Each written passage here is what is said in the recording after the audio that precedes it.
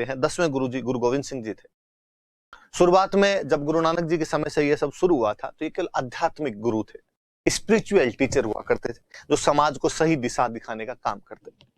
कालांतर में जब औरंगजेब के अत्याचार बढ़ने लगे और इनको लगा कि यार केवल धार्मिक प्रवचनों से पार नहीं पड़ेगी, जनता को बचाने के लिए शस्त्र उठाने पड़ेंगे, और तब गुरु गोविंद सिंह ने खालसा पंथ की स्थापना कर दी और कहा गया कि हमें मानने वाले जितने भी लोग हैं, हिंदू धर्म के लोग थे जो इन गुरुओं को माना करते थे, इनकी सीख मानते थे, इसलिए उनको सिख कहा जाता था। मुगलिया सल्तनत धार्मिक आधार पर अब औरंगजेब इस मामले में थोड़ी कट्टरता दिखा रहा था, तो कहा हिंदू धर्म का प्रत्येक बड़ा बेटा खालसा पंथ में सम्मिलित हो ताकि मुगलों के खिलाफ लड़ाई लड़ी जा सके, और धीरे धीरे पूरा एक खालसा पंथ अलग बना दिया। तो गुरु गोविंद सिंह जी एक तरीके से सिखों के स्पिरिचुअल लीडर तो थे, वो साथ ही एक पॉलिटिकल लीडर भी बन गए। एक तरह राजा बन गए वो। उन्होंने अपना बाकायदा स्टेट स्थापित कर लिया, किले बनवा लिए, सेना रखते थे पूरी। औरंगजेब से लड़ाइयां की उन्होंने, और लड़ाइयां क्या लड़ाइयां की। जब वो अंतिम 7 दिन जो 25 दिसंबर से 31 दिसंबर का जो टाइम है क्रिसमस के आसपास वाला,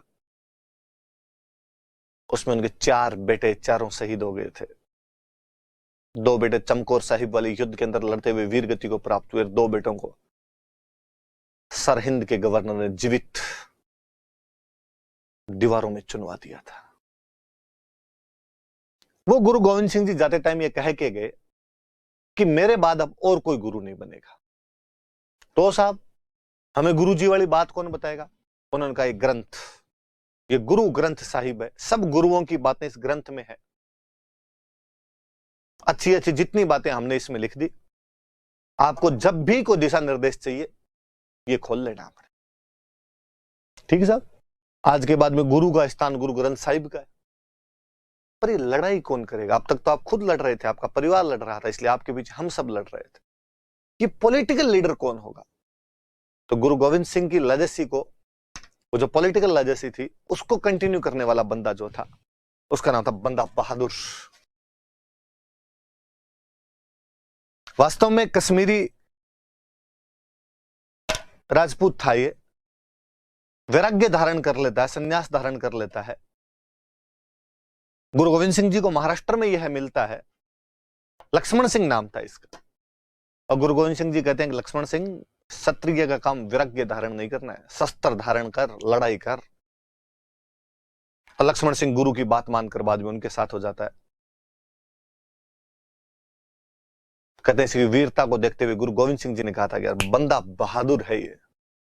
बंदा मतलब बंदा आदमी, बहादुर बंदा है। तो धीरे धीरे वो लक्ष्मण सिंह का हम ओरिजिनल नाम भूल गए और हम उसको बंदा बहादुर के नाम से जानते हैं। तो सिखों की तरफ से अब जो लड़ाई का जिम्मा था वो बंदा बहादुर ने उठा लिया था।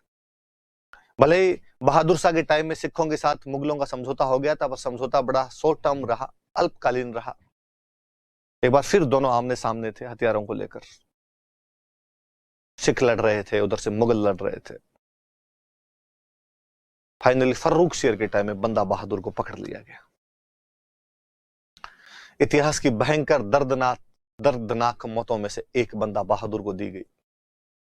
जब बंदा बहादुर को पकड़कर कहा गया कि यदि तुम धर्म परिवर्तन कर लोगे, सिख से इस्लाम में आ जाओगे, तब तो छोड़ दिया जाएगा।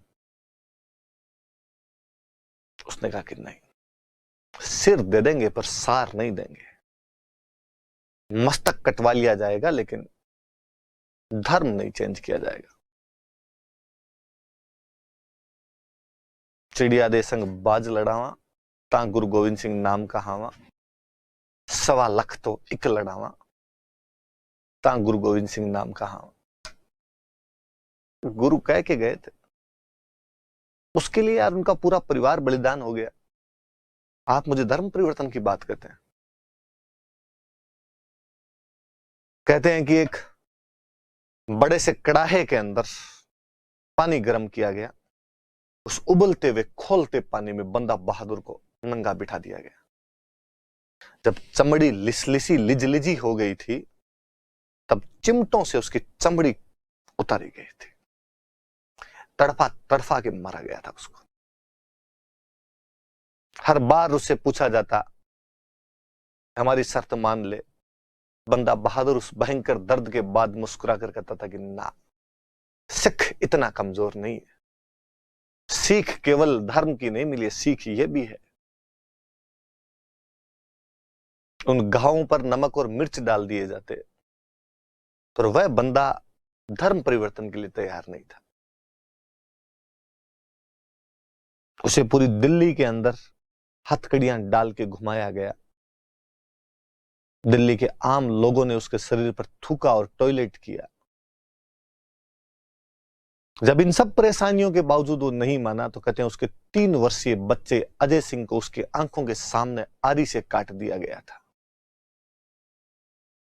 तथा उस छोटे से बच्चे के अंग उसके मुंह में ठूंसे गए थे।